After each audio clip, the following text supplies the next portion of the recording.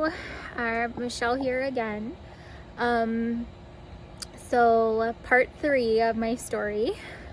Many have been asking for it, and I could have done this earlier, but I just wanted to wait until I saw the neurologist for a follow-up. That's my talk. Get up. And so I now kind of have a bigger understanding of what's to come next.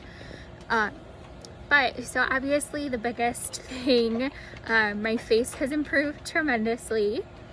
I'm still kind of numb over here, but my eye can close. I'm not having to tape it at night anymore.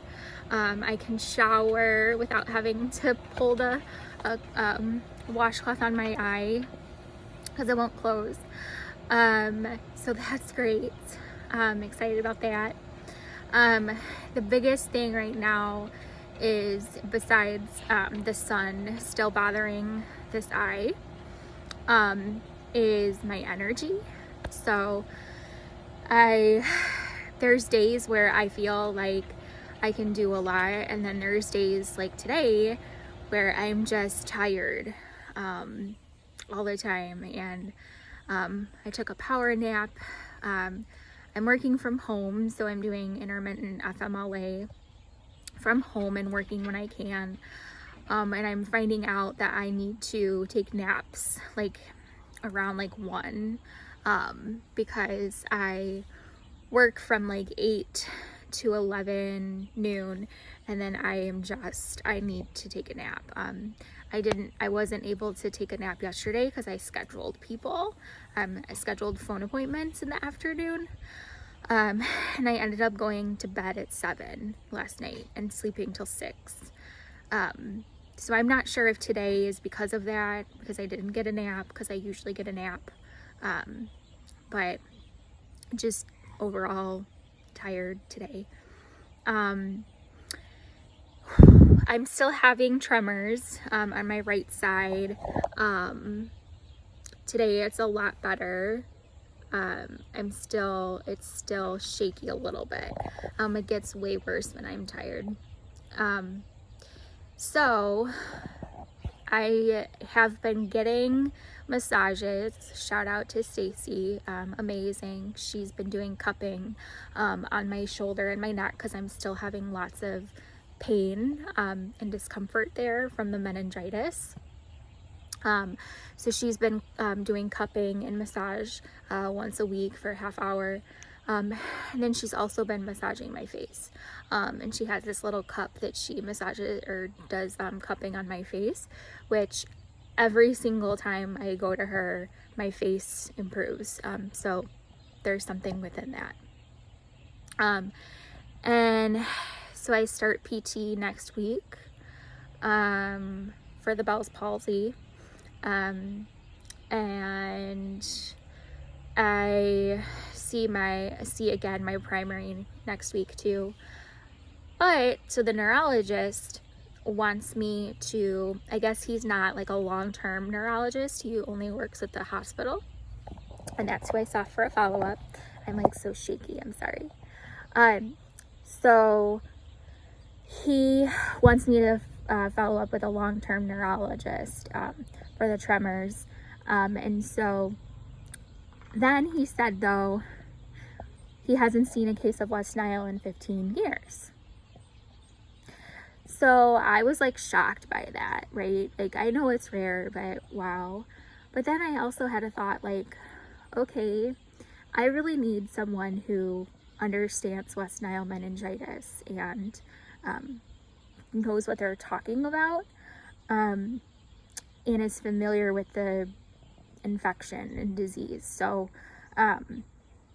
I shout out to my father-in-law who found me a doctor, and so he's covered by insurance. He works at Northwestern in Chicago, which is like 2 hours from me, but he's rated advanced in meningitis and West Nile virus. So I talked with my primary today, Dr. Bacher, and she's sending out a referral, and she completely agrees with me.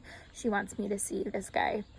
She even said, you know, if he's doing trials or studies or something, because he's that kind of doctor, she said he would want to see you.